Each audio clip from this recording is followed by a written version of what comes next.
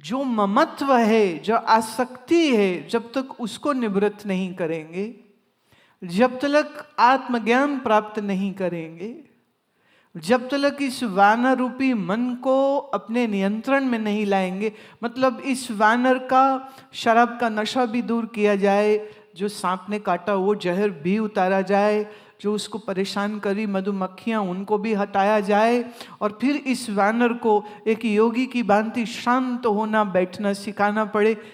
आप क्या अनुमान कर सकते हैं कि कितना बड़ा काम है और कितना मुश्किल काम है ये?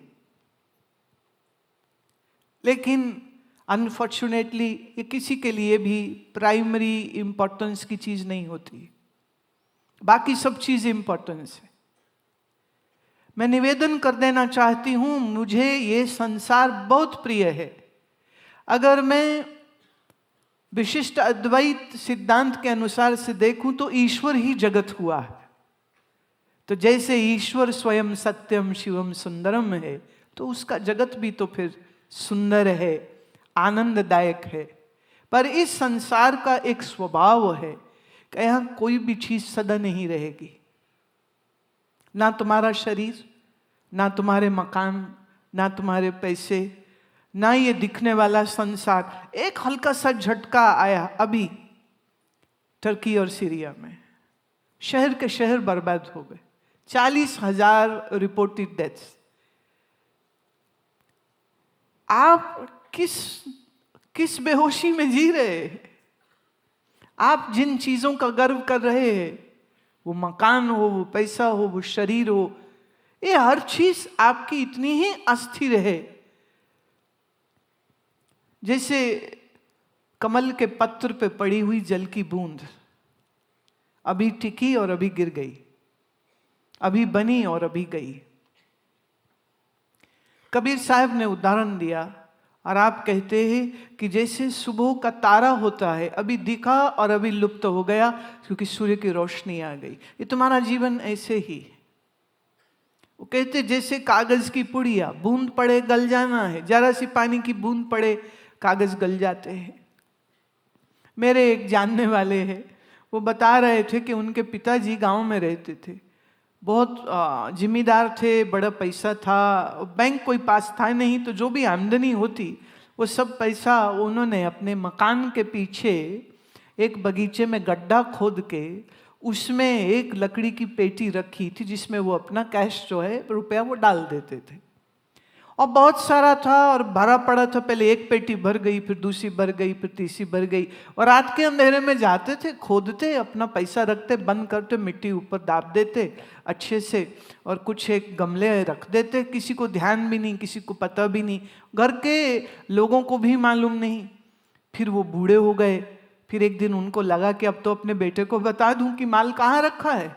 तो उसने बेटे को कहा कि वो पीछे बगीचा है, ये जगह है, तो इसको खोदो, और लगभग 2 फीट पर मेरा सारा पैसा पड़ा है, वो आज से तेरा हुआ, क्योंकि मैं तो अब जाने वाला हूं।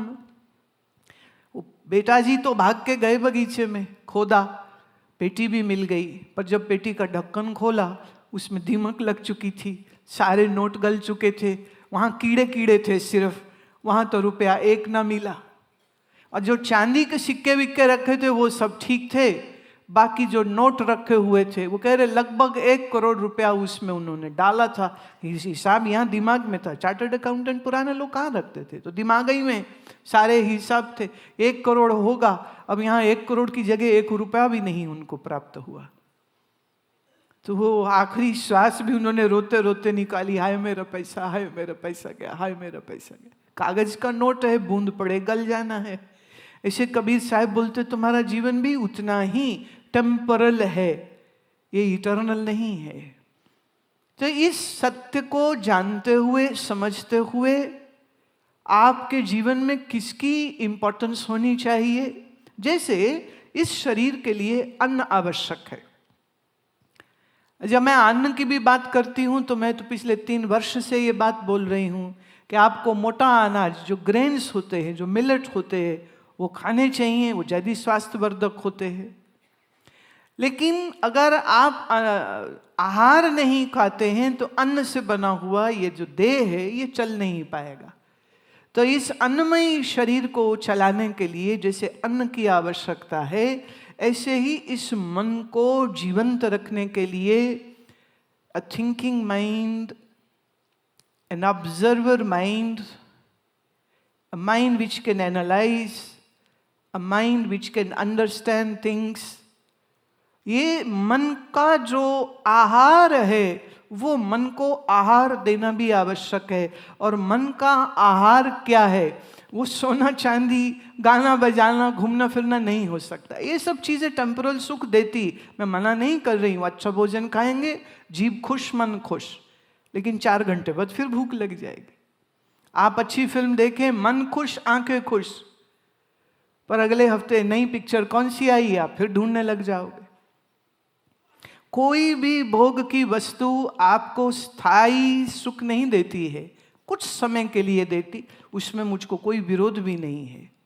लेकिन क्या आपका मन किसी ऐसे तत्व को जानता है जो तुम्हें नित्य सुख दे और निरंतर आनंद की अनुभूति दे, कि जिसको मृत्यु भी छू ना पाए और शरीर का विघटन, रोग और वृद्धावस्था से भले हो जाए, लेकिन आपके भीतर उस ज्ञान की ऊर्जा को कोई धीमा और मध्यम न कर पाए।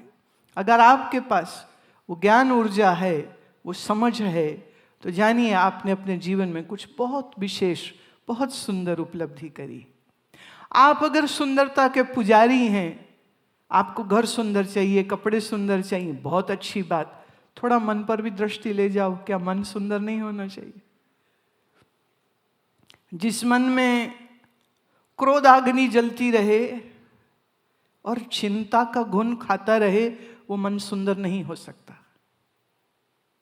हमारा मन चिंता मुक्त हो सके, उसके लिए मैं बात वापिस लाती हूं संत चोखा मेला जी की शिष्य मारी के लिए, कि जब शुरुआत हुई थी तो मेरे लिए भगवान उस मंदिर में था, घर में नहीं था। मैं मंदिर जाऊं, मैं प्रणाम करूं, मैं शीश निभाऊं, मैं दर्शन पाऊं, मेरे मन को सुख हो।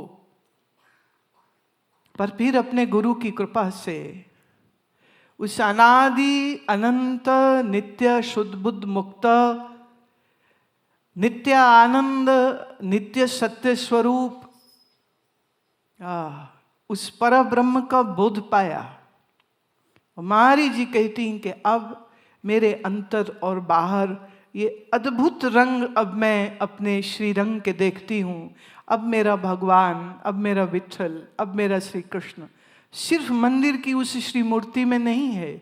मेरे लिए आंख बंद करूं तो वही आनंद स्वरूप आत्मा है, मैं आंख खोलूं तो पूरा जगत अब मेरे को मेरा श्री रंग, मेरे भगवान के स्वरूप में मुझे दर्शन हो रहे। वो कहती हैं कि जब पंढरपुर में बैठे विठोबा को देखा तो उसको देखते ही मेरा द्वैत भाव चला गया। द्वैत भाव मतलब द्वैत माने दो, डुअलिटी। मैं हूं और मेरे भगवान है। यात्रा यहाँ से शुरू होती। मैं भक्त हूँ, वो मेरे ईश्वर है। हम उनके दास हैं, वो हमारे स्वामी हैं। हम उनके प्रिय हैं, वो हमारे प्रियतम हैं। यात्रा यहीं से शुरू होती। पर ये यात्रा पूर्ण कब होती है? जब हम अपने आत्म स्वरूप का बोध पाते हैं और फिर पाया कि आत्मा और विठोबा फिर दो नहीं, फिर एक ही है। जैसे बूंद छोटी है, लहर बड़ी है दोनों जल ही। ऐसे ही शरीर की दृष्टि से मूर्ति अलग, हम अलग, श्री कृष्ण अलग, हम अलग। मन की दृष्टि से हम अलग, वो अलग। वो मायापति ईश्वर है, हम अविद्या वाले मन के हैं। वो नित्य सत्वगुणी है और हम मलिन मन वाले हैं। बहुत बड़ा भेद है। पर इस मन और बुद्धि के पीछे जो चैतन्य है, सो चैतन्य मैं ही हूं। और माया के आधार में जो है वो प्रत्यक चैतन्य भिन्न सच्चिदानंद घन ब्रह्म, जिसको हम ब्रह्म माने बड़ा, ब्रह्म माने व्यापक। ब्रह्म मतलब व्यापक। वही जो व्यापक है, वही व्यापक मेरे यहाँ आत्म स्वरूप से है। लेकिन इसी आत्म स्वरूप को ना जानने के कारण इस मन में छलके हुए चेतन के आभास को, इस अहम वृत्ति में जो मैंपन बनता है, हम उस मैं को ही मैं समझते हैं, लेकिन हमारा वास्तविक मैं क्या है हम उसका बोध नहीं करते। साक्षी चेता केवलो निर्गुणश्च, श्री कृष्ण स्वयं अर्जुन को कहते हैं तुम साक्षी स्वरूप हो। क्षेत्रज्ञ चापि मां विद्धि सर्व क्षेत्रेषु भारत, ये सारा संसार एक क्षेत्र है और इस क्षेत्र में क्षेत्रज्ञ एक ही है और वह एक मैं ही है। तो तेरे मन में ये जो तुमने मैं खड़ी की हुई है, ये उस चेतन का आभास है। तो अज्ञानतावश हम इस देह को मैं मानते हैं, मन को मैं मानते हैं, बुद्धि को मैं मानते हैं, जीव पने को मैं मानते हैं, लेकिन अपने वास्तविक स्वरूप को नहीं जानते।